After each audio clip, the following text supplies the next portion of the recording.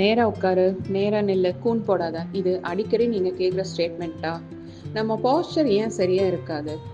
Poster இம்பேலன்ஸ்னா நம்ம பாடியில alignment சரியா இல்லாம ஒரு பக்கம் இழுக்கப்பட்ட மாதிரி நிக்கிறது, forward neck posture, drooped shoulders, பேக்குடைய ஆர்ச் ஜாஸ்தி ஆகுறது, இது எல்லாமே போஸ்டர் இம்பேலன்ஸ் தான்.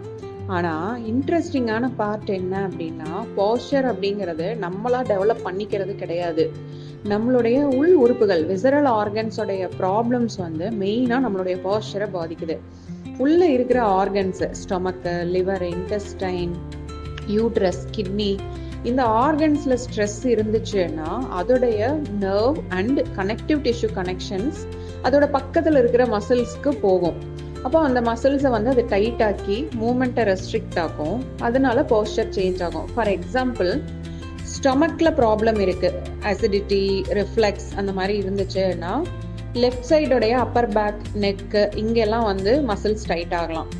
லிவர்ல ப்ராப்ளம் இருந்துச்சு அப்படின்னா right shoulder, right side mid back pain இதெல்லாம் வர்றதுக்கு வாய்ப்பு இருக்கு.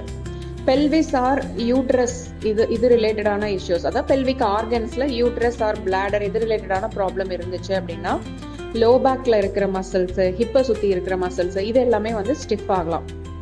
முதல்ல ஆர்கன் ஸ்ட்ரெஸ் ஆரம்பமாகும், அப்புறம் மசில் டைட்னஸ் போகும், அதுக்கப்புறம் போஸ்டர் இம்பேலன்ஸ் போகும். In order to poster imbalance நம்மளுடைய பாடியில் இருக்கிற ஆர்கன்ஸ் வந்து ஒரு கம்ஃபர்டபுளான பொசிஷன்ல, ஸ்டேட்ல, ஸ்பேஸ்ல ஒர்க் ஆக முடியாது. ஸோ ஆர்கன் கம்ப்ரெஷன் போகும்போது இது வந்து ஒரு ஒன் வே விஷியஸ் சைக்கிளாக வந்து ஸ்டார்ட் ஆகுது. Organ stress, muscle tightness, poster imbalance, again organ stress. So இதில் வந்து எக்ஸசைஸ் மட்டும் பண்ணால் அப்போ டெம்பரரி ரிலீஃப் தான் அப்படிங்கிறது புரிஞ்சுக்க முடியுது.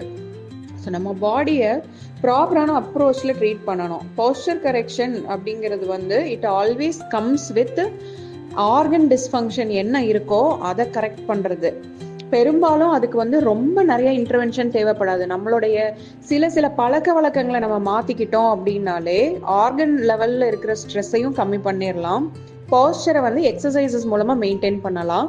இது ரெண்டையும் சேர்த்து பண்ணும்போது தான் போஸ்டர் கரெக்ஷன் ரீட்டைன் ஆகும். அப்படி இல்லைன்னா திரும்ப திரும்ப போஸ்டர் இம்பேலன்ஸ் வந்துக்கிட்டே தான் இருக்கும்.